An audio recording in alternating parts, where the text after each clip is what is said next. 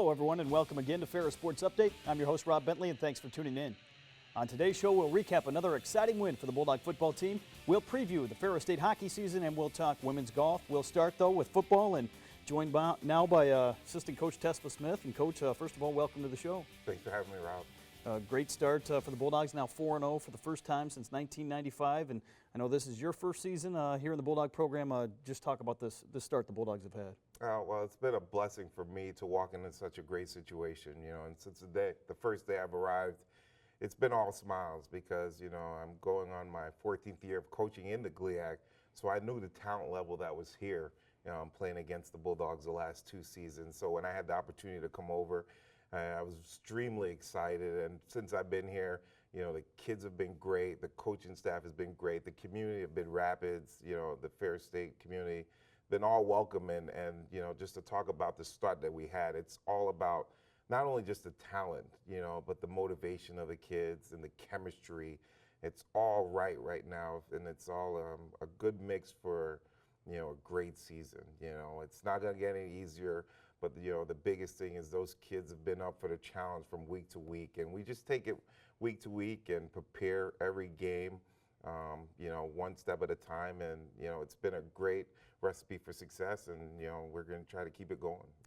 This past week, the Bulldogs on the road at Saginaw Valley State, a big win, 47-13, and I know a game that meant a lot to you, having served on the Saginaw Valley State staff. Yeah, it was kind of mixed emotions going back, because it's because of Saginaw Valley. I've been blessed with so many things that I've been a part of. I met my wife there and had my kids there, and my family's currently still living there, so I'm coming back and forth. So it was good to go back, play against those kids who you recruited. But it's also great to get the win, and the win in the fashion that we won. So that was the most important thing, to go there and take care of business. But, they honored the 2003 team, so saw some of those guys that we coached with. But at the end of the day, like I said, we were just extremely happy. I was extremely happy just to get the victory, and now it's on to Finland. As we go to the highlights of Saturday's game, a great start again by the Bulldogs, a couple scores in the first quarter that we'll see from Jason Vanderland. But talk about the defense. Your defense really stepped up and played well early. Well, we knew going into the game, every game, that we have to control the line of scrimmage, and I emphasize with my guys, the defensive line, is we want to create a new line of scrimmage every time and create havoc in the backfield.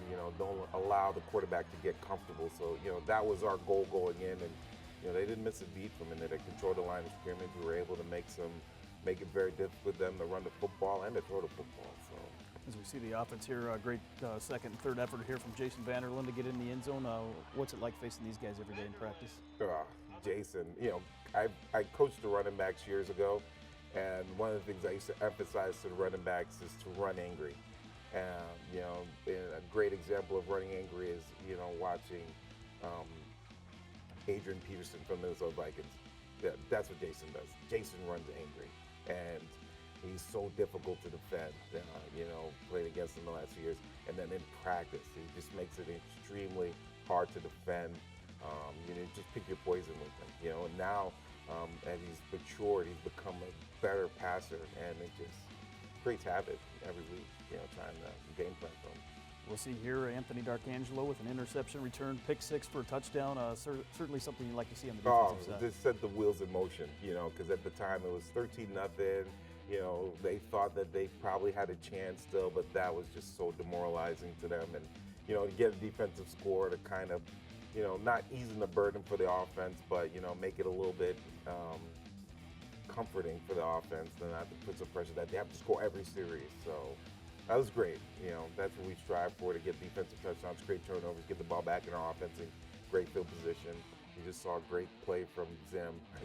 The kid is phenomenal.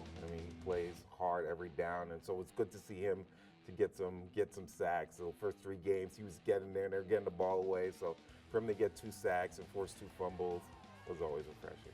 We saw Saginaw Valley State with their only score of the first half, but big play here to end the half as Jason Vanderland hooks up with Jawan Pollock, and one of those receivers that stepped up with some guys out with injuries and really made an impact.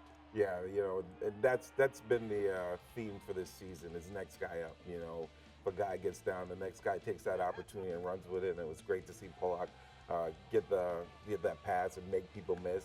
And it was 6 seconds left in the half, and so when they scored that touchdown, they may be thinking, hey, we can get back in it, but going down 33-6, kind of put the nail in the coffin. So big lead like that at halftime in the second half. As we see the offense out here right now, you'll get a chance to get a lot of guys into the game.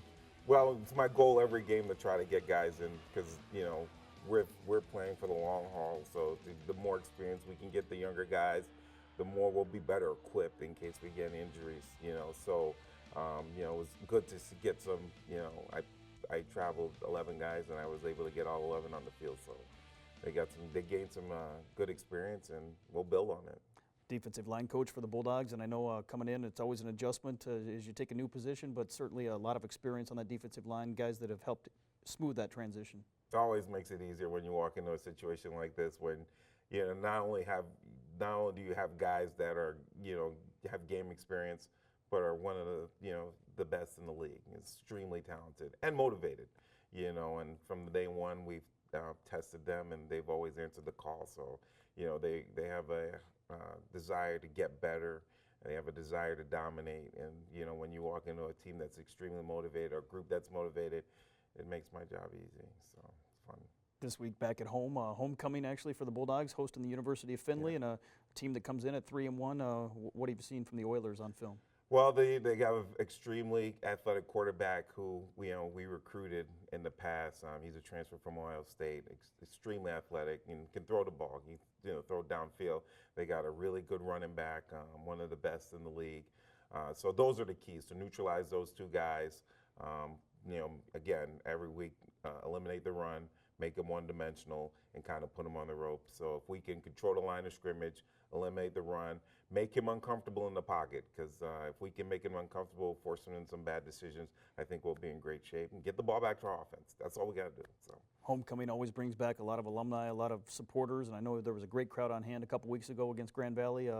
Talk about playing in front of those home fans at Top Taggart Field. It's awesome. When we played Grand Valley, we had a bunch of alumni, football players that played, and they came in the locker room.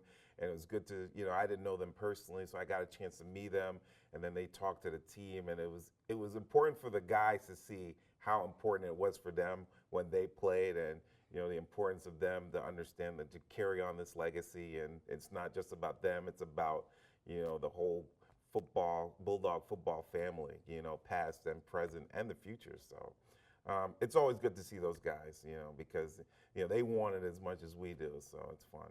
Well, Coach, congratulations again on the win over Saginaw Valley, and looking forward to the Bulldogs being at home here for a couple weeks, homecoming on Saturday. Thank you. We'll be back with more Ferris Sports Update right after this.